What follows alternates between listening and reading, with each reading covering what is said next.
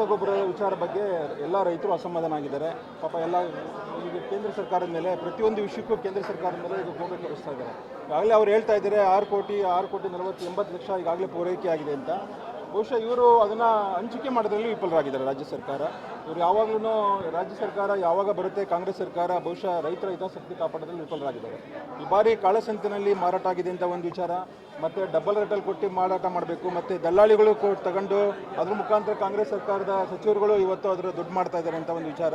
ಗೊಬ್ಬರದಲ್ಲೂ ರೈತರ ಅಭಿವೃದ್ಧಿನಲ್ಲೂ ಈ ಥರ ಕರಪ್ಷನ್ ಆದರೆ ಹೆಂಗೆ ರೈತರು ಬದುಕೋದು? ಬಹುಶಃ ಇಷ್ಟೊಂದು ಸಂಖ್ಯೆಯಲ್ಲಿ ಇವತ್ತು ವೋಟ್ ಮಾಡಿ 138 ಅಧಿಕಾರ ಕೊಟ್ಟು ಇವತ್ತು ರೈತರ ಹಿತಾಸಕ್ತಿ ಕಾಪಾಡ್ತಾ ಇಲ್ಲ ಅಂತಂದರೆ ರೈತರು ಎಲ್ಲೋಗಬೇಕು?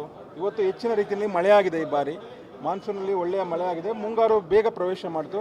ಅದು ಎಲ್ರಿಗೂ ಮಾಹಿತಿ ಇತ್ತು. ಕೃಷಿ ಸಚಿವರಿಗೆ ಈಗಾಗಲೇ ಮಾಹಿತಿ ಇದ್ರೂ ಅದ್ರ ಬಗ್ಗೆ ಸರಿಯಾಗಿ ಹಂಚಿಕೆ ಮಾಡಲಿಲ್ಲ ಅಂತಂದರೆ ಈಗ ಈ ಕೇಂದ್ರ ಸರ್ಕಾರದ ವಿರುದ್ಧ ಗೂಬೆ ಕೂರಿಸ್ತಾ ಇದ್ದಾರೆ. ಅಂದರೆ ಅವರು ವಿಫಲರಾಗಿದ್ದಾರೆ. ಬಹುಶಃ ಕೃಷಿ ಸಚಿವರು ಆ ಒಂದು ಸಚಿವ ಸ್ಥಾನ ನಿಭಾಯಿಸೋದ್ರಲ್ಲಿ ವಿಫಲರಾಗಿರೋದ್ರಿಂದ ಬಹುಶಃ ರಾಜೀನಾಮೆ ಕೊಡಬೇಕು.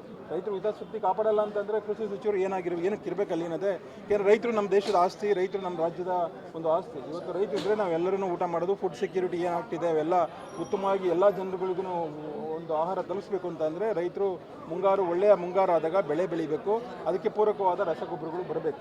ಇವತ್ತು ನೀವು ರಸಗೊಬ್ಬರನೇ ಕೊಡಲಿಲ್ಲ ಅಂತಂದರೆ ರೈತರು ಆತಂಕದಲ್ಲಿದ್ದಾರೆ. ಹಾಗಾಗಿ ದಯಮಾಡಿ ಅದ್ರ ವಿರುದ್ಧ ನಾವು ಹೋರಾಟ ಮಾಡ್ತಾ ಇದ್ದೀವಿ. ಇದೊಂದು ಎಚ್ಚರಿಕೆಯಾಗಿ ನಮ್ಮ ರಾಜ್ಯದ ರೈತರ, ಜಿಲ್ಲೆಯ ರೈತರ ಧ್ವನಿಯಾಗಿ ಒಂದು ಹೋರಾಟ ಮಾಡಿದ್ವಿ. ಮುಂದಿನ ದಿವಸದಲ್ಲಿ ದೊಡ್ಡ ಮಟ್ಟದಲ್ಲಿ ಹೋರಾಟ ಮಾಡ್ತೀವಿ.